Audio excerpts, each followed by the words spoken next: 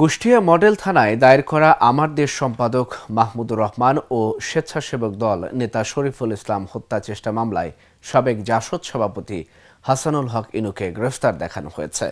কুষ্টিয়া সদর আমলি আদালতের senior judicial magistrate Mahmuda Sultana রোববার দুপুরে এই আদেশ দেন।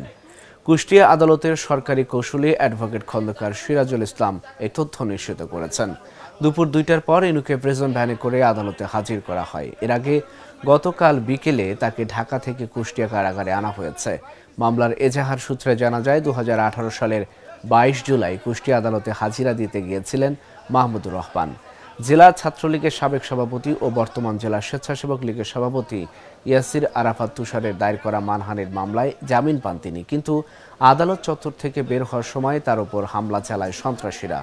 অবরুদ্ধ করে রাখে দিনভর। এ সময় ধারালো অস্ত্রের আঘাতে জখম হন আমার দেশ সম্পাদক। পরে এই ঘটনায় মামলা করা হয়।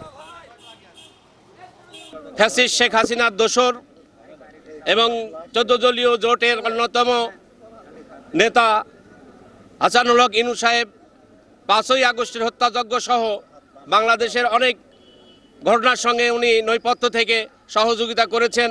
আপনারা এও জানেন, আপনারা সাংবাদিক হিসাবে, যে মাহমুদুর রহমান সাহেব আমার দেশ পত্রিকার সম্পাদক, তাকে কি নির্মমভাবে আদালত চত্বরে কিভাবে তাকে নির্যাতন করা হয়েছিল, তার উপরে অমানবিক আচরণ করা হয়েছিল, যেটা আপনারা সবাই জানেন। এই হত্যার উদ্দেশ্যে সেই মামলায় আজকে তাকে সোন অ্যারেস্ট করা হয়েছে। পাশাপাশি 5ই আগস্টের হত্যা মামলাতেও তাকে সোন অ্যারেস্ট করা হয়েছে এবং সেখানে অবশ্য সোন অ্যারেস্ট এজাহার নামীয় আসামি, তার নামে সুনির্দিষ্ট অভিযোগ আছে এবং অভিযোগের ভিত্তিতেই তাকে সেই মামলায় এজাহারে নাম ছিল এবং আজকে সেই মামলাতেও গ্রেপ্তার দেখানো হয়েছে। তার আজকে এই মুহূর্তে আরও তার বিরুদ্ধে আরও মামলা আছে। এই মুহূর্তে 2টো মামলায় তাকে সোন অ্যারেস্ট দেখানো হয়েছে। রিমান্ডের বিষয়ে সংশ্লিষ্ট তদন্তকারী কর্মকর্তা আছেন, যিনি ইনভেস্টিগেশন করছেন, তিনি প্রপার ওয়েতে শিডিউল ভিত্তিতে তারা বিজ্ঞ আদালতে দিলে আবেদন করলে সেটার উপরে ভিত্তি করে পরবর্তীতে শুনানি হবে।